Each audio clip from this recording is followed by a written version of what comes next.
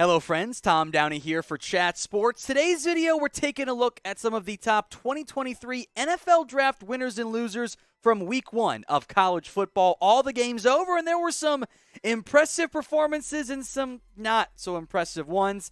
Got 10 winners, 4 losers to break down. Our first winner, about Anthony Richardson, the Florida quarterback who we know has talent, has ability. It was a question of can he put it all together? And boy, did he in this particular matchup. I was impressed with how Richardson played. The mobility was on display. The arm strength was as well. There's still room to grow, don't get me wrong. I think he can be a bit quicker with some of those decision-making, improve more as a passer. He did so much on the ground, of course, 106 yards on the ground, 168 through the air. But Florida does not win that game unless it is Anthony Richardson at quarterback. So that is a big deal for me. I was impressed by him. Still room to grow, but an awesome first start this year for Richardson, who could very well be a first-round pick if that level of play continues throughout the season. Now, I need your help. All right, I'm happy to have college football back. I want to do this type of video every single week here at Chat Sports, but we need the views to be there. So help me out. Share this video right now so that every single week I can do some type of NFL draft-focused segment. Bosses are giving me this trial run. It's up to you guys to make it happen. Share this video so we can keep doing NFL draft coverage each and every week throughout the regular season here at Chat Sports. Let's stay in the state of Florida with Jared Verse. You may have not have heard of Verse before last night and Sunday night, the FSU LSU game, and I get it. I mean, who's Jared Verse? He was an Albany transfer. Holy cow, what a performance. And look, we saw it on film at Albany, too. That's why he got to FSU. 7 tackles against LSU, a tackle for loss, 3 sacks, 7 pressures, and a blocked field goal. Jared Verse answered any questions of, okay, how will you fare against more consistent, better competition with, I thought, one of the best defensive performances in all of Week 1 in college football. He is now very much a draft prospect to watch, and maybe the early rounds, I thought he was a baller against LSU, and I think FSU fans would agree. Let's go to Georgia. Kenny McIntosh, the running back here, less so for what he did on the ground as Georgia begins to overhaul their running back room, but what he did through the air. 5 carries, 18 yards. That's like, okay, whatever. How about the pass catching? 9 catches, 117 yards, 1 total touchdown. McIntosh had some buzz about, hey, this is a good Georgia back. We know how successful that has been. You know, Zamir White, etc. are gone. McIntosh played very well for Georgia. I think as Georgia runs the ball maybe a bit more down the stretch this year, he will continue to be heavily involved. I thought he played great against the Ducks. I'm only talking about 14 players today, 10 winners, 4 losers.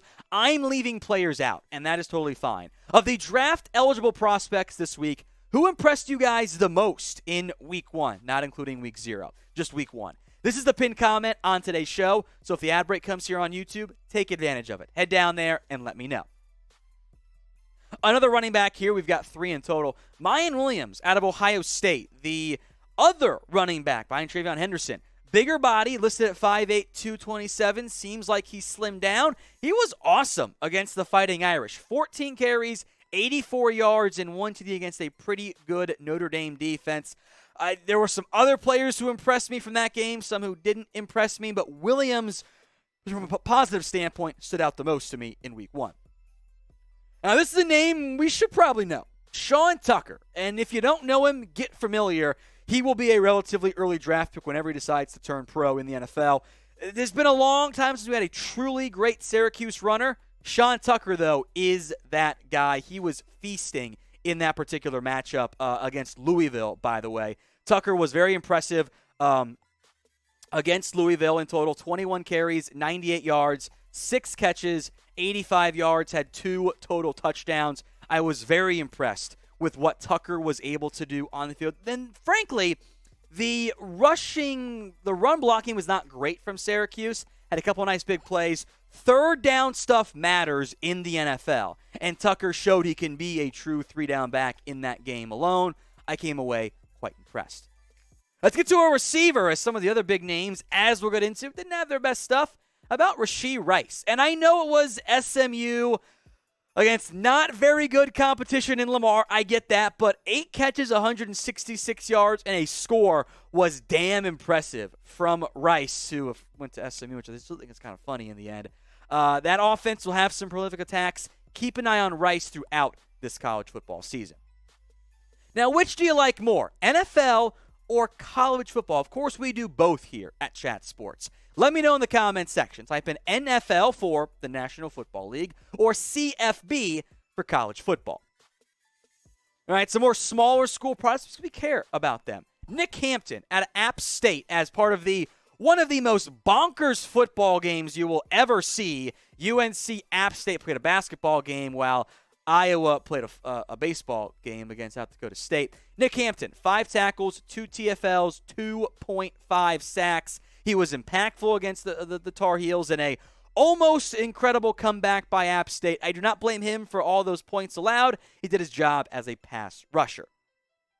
Today's show is made possible by our sportsbook partner, BetUS. Head over to chatsports.com/bet and use promo code NFLDaily for a 125% deposit bonus when you put down at least $100. You can bet on the NFL, of course, and college football as well. The Heisman Trophy odds have changed. Bryce Young, I thought, looked great week 1, plus 275.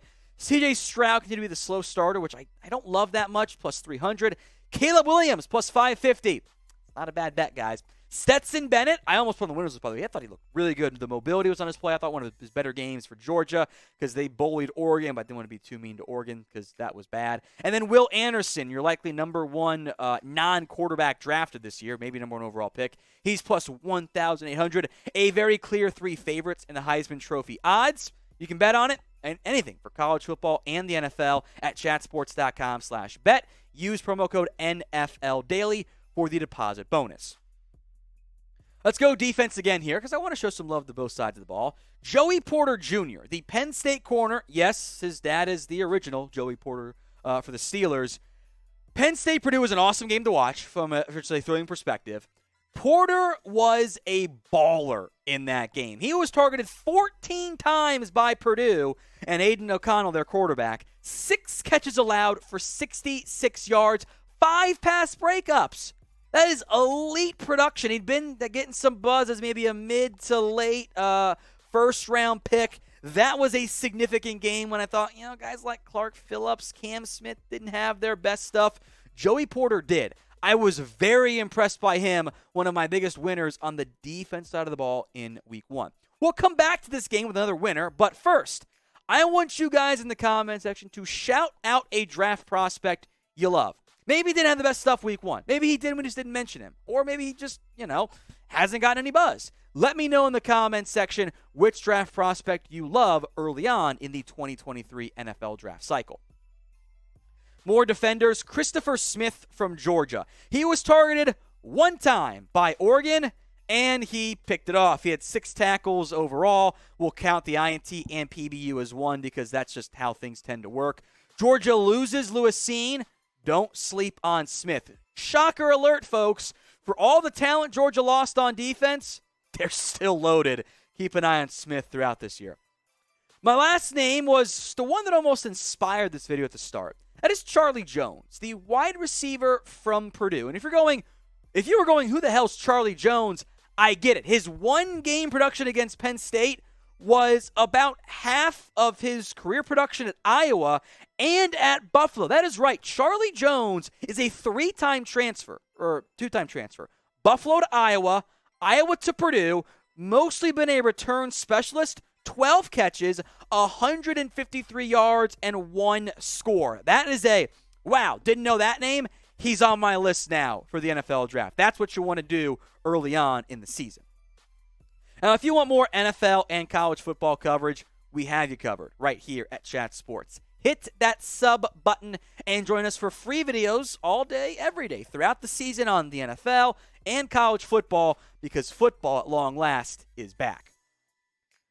Let's talk losers now, and this is one of the biggest ones, right? Kayshon Boutte. He played like Boutte. I don't want to be mean because I think he's gonna be a first-round pick. I still like him as a prospect, but my guy, what are you doing out there? That was a disastrous performance from Kayshon Boutte. 2 passes, 2 drops, and he went full diva in that game. He was frustrated. He looked disinterested, was not locked in. I was very disappointed by him in week 1. We can blame the offense for not getting the ball in his hands, I know, but also dropped 2 passes. Like, they should have done more creative scheme stuff. I get all of that. That was a very rough showing from Boutte in week 1. He needs to be better if LSU is going to win games this year. That's just plain and simple. Get the ball in his hands and don't drop it. It's that simple. Now, as relates to week 1 of college football, who do you think was the biggest NFL draft loser? Let me know in the comments section. Plenty of names. I didn't want to go that deep on the loser side because it's mean, but let me know. You can be a hater for me in the comments section. Your top 2 receivers, didn't have their best stuff. Jackson Smith-Njigba. This is in large part due to injury, and there were a lot of different injured guys. I don't want to do too many injuries. That just becomes an injury roundup. But he suffered a hamstring injury early against Notre Dame. Could miss some more time. We'll see when he gets back.